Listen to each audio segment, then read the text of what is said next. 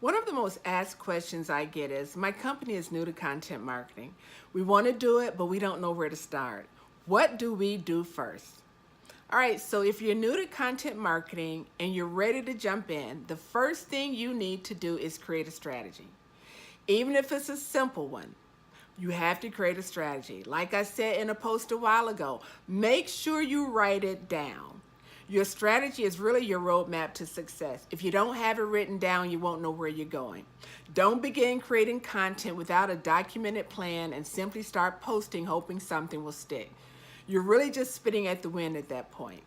A documented content marketing strategy benefits you in several ways. One, it provides clarity in your audience. Your audience is perhaps your most important piece of your content marketing strategy. They're the ones who you want to convert. So it's important that you know who they are and what content they want and need. Two, it focuses your team around a common mission and goals and on the big picture. In order to get the most out of your content marketing, everyone on your team needs to be on board and they need to know what you want to accomplish.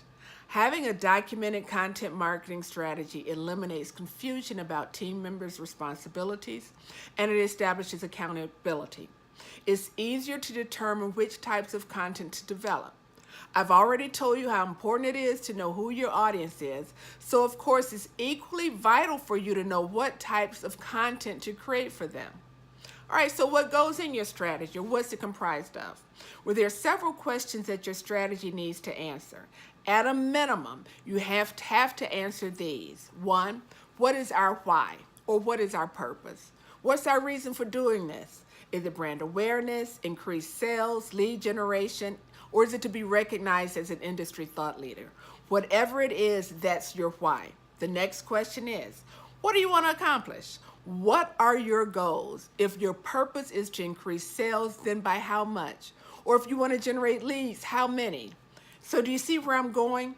Your goals need to be directly tied to your overall purpose.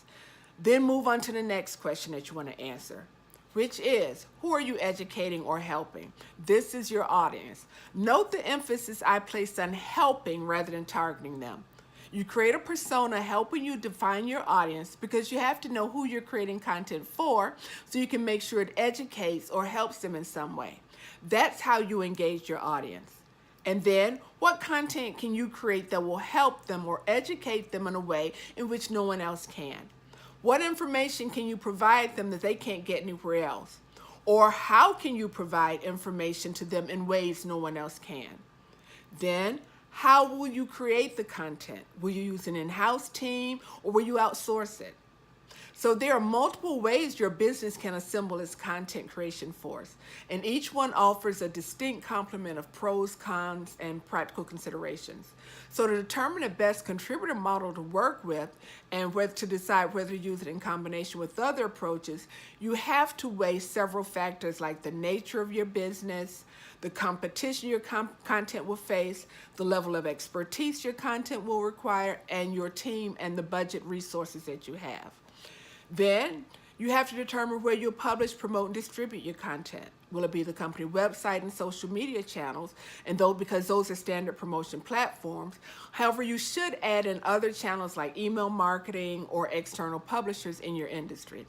And don't forget about distribution. Most importantly, you have to own your content place like your blog.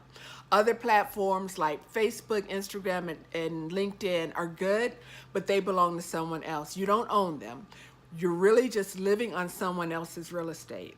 And finally, how will we know our efforts are successful? These are your key performance indicators and metrics that you'll focus on to make sure your content marketing is paying off. But don't expect immediate results because content marketing takes time. But you need to know what metrics you'll use to indicate success. Will it be traffic volume, or will it be engagement like pages visited, per session, bounce rate, average time spent on the page, or should it be your click-through rate? Whichever metric or KPI you choose, use it to prove your content marketing ROI. All right, so to wrap it up, first thing you need to do when you get into content marketing is to create a documented plan, aka your roadmap to success. Without it, you won't know where you're going or how you can possibly get there. All right, if you have any questions, post them here or send them to me at hello@thaiinkmedia.com. Also, visit my website, thaiinkmedia.com, so you can get your 10 tips on how to do content marketing in 1 hour per